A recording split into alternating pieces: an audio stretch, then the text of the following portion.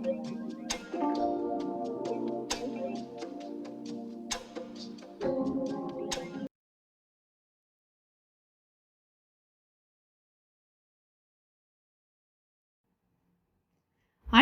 வணக்கம்.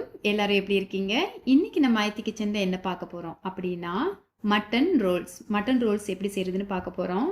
நம்ம chicken roll செய்யலாம், மட்டன் ரோல் செய்யலாம். இன்னைக்கு மட்டன் ரோல் செய்யலாம். இப்போ வந்து நான் 1 கிலோ மட்டனை 2 நட்சத்திர சோம்பு, ஒரு பிரிஞ்சில் ஒரு பட்டை சேர்த்து அவிச்சிக்க போறேன். இதில் வந்து நான் பாதி தான் எடுத்து ரோல்ஸுக்கு செய்ய போறேன். 1 டீஸ்பூன் உப்பு சேர்த்துக்கலாம். 1/2 டீஸ்பூன் மஞ்சத்தூள் சேர்த்துக்கலாம். தேவையான அளவு தண்ணி சேர்த்து நல்லா மட்டன் அவிச்சு எடுத்துடலாம். நல்லா மிக்ஸ் பண்ணிடுங்க.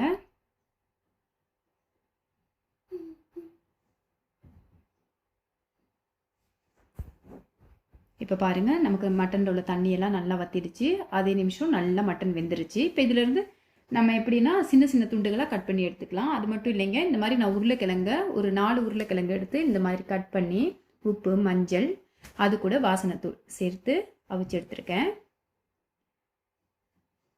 1/2 குழிக்கரண்டி எண்ணெய் சேர்த்துக்கலாம். அதில் 1/2 டீஸ்பூன் கடுகு சேர்த்துக்கிங்க. அது கூடவே சோம்பு 1 டீஸ்பூன் சேர்த்துக்கோங்க. அதிகமாக தேவையில்ல.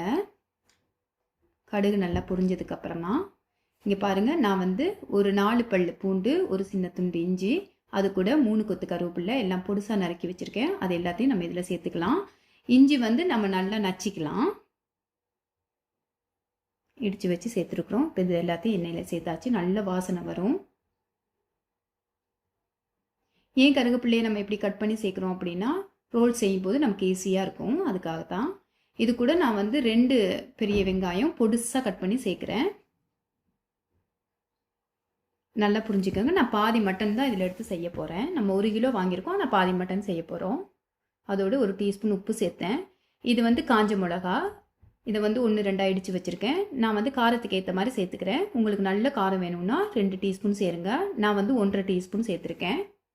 அது கூடவே ஒரு சிறிதளவு மஞ்சள் தூள் சேர்த்துட்டு மிக்ஸ் பண்ணிடலாம். பாருங்கள், வெங்காயம் நல்லா பொரிஞ்சிடக்கூடாது, இந்த மாதிரி இருக்கணும். இப்போ வந்து அந்த மட்டனை நான் கொஞ்சம் கட் பண்ணி எடுத்து வச்சுருக்கிறேன். பெருசாக இருந்தால் நம்மளால் ரோல் சுற்ற முடியாது. இந்த மாதிரி கட் பண்ணி எடுத்துக்கோங்க. எல்லாத்தையும் சேர்த்து மிக்ஸ் பண்ணிடலாம். இது கூட உங்களுக்கு காரம் நல்லா பிடிக்கும் அப்படின்னா பச்சை மிளகாய் 2 சேர்த்துக்கோங்க. பாருங்கள், இந்த மாதிரி கிழங்கு வந்து கட் பண்ணி நம்ம அவிச்சு எடுத்துருக்கோம். சிறிதளவு தண்ணி விட்டு அவிச்சாலே போதும். அமுத்தி பார்க்கும்போது ஓரளவுக்கு உடையிற மாதிரி இருக்கணும். இதோடு சேரும்போது இன்னும் கொஞ்சம் கிழங்கு அவிஞ்சிடுங்க. எப்போவுமே ரோல்ஸ், சமோசா இது செய்யும்போது நான்வெஜ் கொஞ்சம் அதிகமாகவும் இந்த கிழங்கு வந்து கம்மியாகவும் இருந்தால் கொஞ்சம் டேஸ்ட் அதிகமாக இருக்கும். அது மட்டும் இல்லை, நம்ம வந்து கிழங்கு நல்லா களி மாதிரி அவிச்சிட்டெல்லாம் சேர்க்கக்கூடாது. நான் வந்து முழு மிளகு இடித்து 1, 2 எடுத்துருக்கேன் இந்த மாதிரி. அப்போ நம்ம ரோல் சாப்பிடும்போது ரொம்ப வாயில் கடிபடும்போது ரொம்ப டேஸ்ட்டாக இருக்கும். அதை வந்து 1 டீஸ்பூன் சேர்த்துக்கிறேன். என் பசங்க ரோல்ஸ் ரொம்ப விரும்பி சாப்பிடுவாங்க. அதனால நான் காரம் கம்மியாக சேர்க்குறேன். யாராச்சும் நம்ம வீட்டுக்கு கெஸ்ட் வராங்கன்னா இந்த மாதிரிலாம் செஞ்சு கொடுத்தா ரொம்ப விரும்புவாங்க. இப்போ வந்து கிழங்கு மறுபடியும் கொஞ்சம் அவிஞ்சிருக்கும். நம்ம 1, 2 மட்டும் கொஞ்சம் மசிச்சிக்க போகிறோம். இந்த மாதிரி எல்லாத்தையும் மசிச்சிடாதீங்க, களி மாதிரி ஆகிடும். ஒரு கொஞ்சத்தை மட்டும். இப்போ பாருங்கள், உங்களுக்கு முழு கிழங்கும் தெரியுது. அது கூட கொஞ்சம் கொஞ்சம் உதிர்ந்த மாதிரியும் கிழங்கு தெரியுது இல்லையா? இந்த மாதிரி இருக்கும்போது மட்டனோட கிழங்கு சேர்ந்துருச்சுன்னா உங்களுக்கு அந்த ஸ்டாக் வந்து ரொம்ப ஈஸியாக இருக்கும் நம்ம ரோல் சுற்றுறதுக்கு. இது வந்து 2 ஏலக்காய், 1 கிராம்பு, ஒரு சிறிதளவு பட்டை, சோம்பு நல்லா வந்து நுணுக்கி சேர்த்துருக்கேன். அது கூட 1 கொத்து கருவேப்பிலை இல்லை 2 கொத்து கருவேப்பிலை வாசனைக்கு ஏற்ற மாதிரி கையால் பிச்சு கடைசியாக சேர்த்துடலாம். இந்த நேரம் நான் அடுப்பு ஆஃப் பண்ணிட்டேன். எல்லாத்தையும் மிக்ஸ் பண்ணோம்னா நம்ம போட்ட வாசனை தூள், அது கூட கருவேப்பிலை ரொம்ப நல்லா வாசனையாக இருக்கும். பாருங்கள், அட்டகாசமாக ரெடி ஆயிடுச்சு. இப்போ வந்து என்னென்னா, இங்கேயும் சரி ஊர்லேயும் சரி பேப்பர் ஷீட் வந்து விற்கிறாங்க ரோல்ஸுக்கு, சமோசா எல்லாத்துக்கும். பட் நான் வந்து நாங்கள் வீட்டில் செய்கிற மாதிரி மாவில் ரெடி பண்ணி செய்ய போகிறேன். அதுக்கு வந்து நான் 1 கப் மாவு முதல்ல எடுத்துருக்கிறேன். அதில் கொஞ்சம் கொஞ்சம் தண்ணி சேர்த்துட்டு கொஞ்சமாக மஞ்சத்தூள், தேவையான அளவு உப்பு சேர்த்து நம்ம நல்ல கட்டிகள் இல்லாமல் தோசை ஊற்றுற அளவுக்கு நம்ம வந்து ரெடி பண்ணிக்கலாம். இதை நல்லா மிக்ஸ் பண்ணிக்கலாங்க. தோசை பதத்துக்கு எடுத்துக்கணும். ஓகேவா? அதே மாதிரி அடுப்பு அதிகமான தீயில வைக்கக்கூடாது. ரொம்ப மிதமான தீயில வச்சு தான் நம்ம இதை ஊற்றி எடுக்கணும். பாருங்கள், இந்த மாதிரி இருக்கும்போது இப்போ வந்து இப்போ நீங்கள் தோசை ஊற்றும் போதே பார்ப்பீங்க, அதிகமான சூடாக இருந்தால் டக்குன்னு கருகிடும். இந்த மாதிரி நல்ல நல்ல வந்து ரொம்ப திக்கு இல்லாமல் தின்னாக நீங்கள் ஊற்றி எடுத்துக்கோங்க. இவ்வளோ தாங்க, இது வெந்தே இருக்கணும். இப்போ எடுத்துடலாம் இதை வெளியில். இதே மாதிரி எல்லா தோசையும் ஊற்றி எடுத்துக்கலாம்.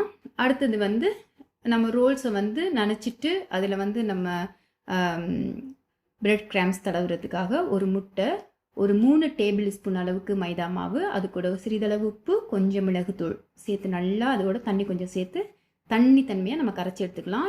இது எப்படி செய்கிறதுன்றதையும் நான் கட்லெட் செய்கிற வீடியோவில் உங்களுக்கு செய்து காட்டியிருக்கிறேன். இருந்தாலும் இப்போயும் நான் உங்களுக்கு இதை சொல்லித்தரேன். கட்டிகள் இல்லாமல் நல்லா மிக்ஸ் பண்ணி வச்சுக்கோங்க. இப்போ இதில் வந்து நம்ம செஞ்சு வச்ச மட்டன் ஸ்டாக், உருளைக்கிழங்கெல்லாம் சேர்த்து செஞ்சு வச்சதை நம்ம இந்த மாவில் சேர்க்குறோம். தேவையான நிறைய சேர்க்க முடியாது, ஓரளவு சேர்க்கலாம். சேர்த்துட்டு இந்த மாதிரி வடிவாக நீங்கள் வந்து உருட்டி வச்சுக்கலாம் ரோல்ஸ்.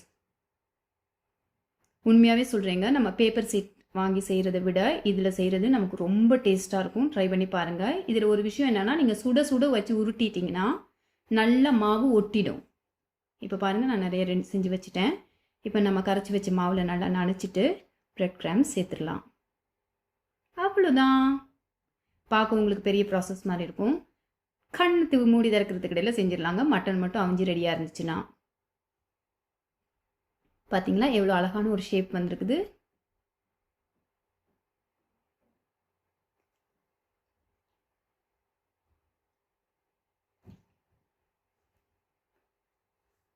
பாருங்கள், இந்த மாதிரி எல்லா பக்கமும் நல்லா படுற மாதிரி செஞ்சு வச்சுட்டு எண்ணெய் சூடாயிருச்சான்னு பார்க்குறதுக்கு நான் போடுறேன். இந்த சூடு கரெக்டானது. இப்போ ஒன்று ஒன்றா ரொம்ப ஜாக்கிரதையாக சேர்த்துக்கோங்க.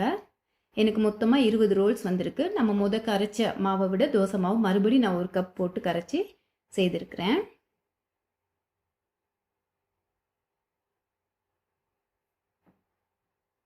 ரொம்ப அட்டகாசமாக இருக்குங்க. ஒரு டீ டைமுக்கு யாராச்சும் வீட்டுக்கு கெஸ்ட் வராங்க அப்படின்னா வந்து செய்கிறதுக்கு ரொம்ப ரொம்ப சூப்பராக இருக்கும். கண்டிப்பாக நீங்களும் இதை ட்ரை பண்ணுங்கள், உங்களுக்கு ரொம்ப பிடிக்கும்.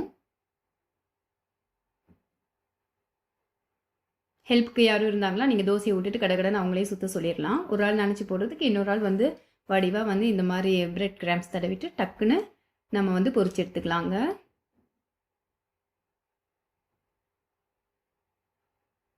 நார்மலாக இந்த மாதிரி செஞ்சுட்டு நீங்கள் ஃப்ரிட்ஜில் கூட 2 நாள் வச்சுக்கலாம். பொரிக்காமல் வச்சுக்கலாம். தேவையான நேரம் எடுத்து பொரிச்சிக்கலாம். பார்த்தீங்களா எவ்வளோ அழகான ஒரு கோல்டன் கலரில் நம்ம பொரிச்சு எடுத்துட்டோன்னு.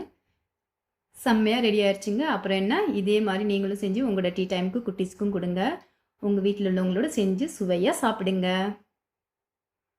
இன்னொரு ரெசிபியில் கண்டிப்பாக சந்திக்கிறேன். ஆரோக்கியமான உணவு, ஆரோக்கியமான வாழ்க்கை. பாய் பாய்.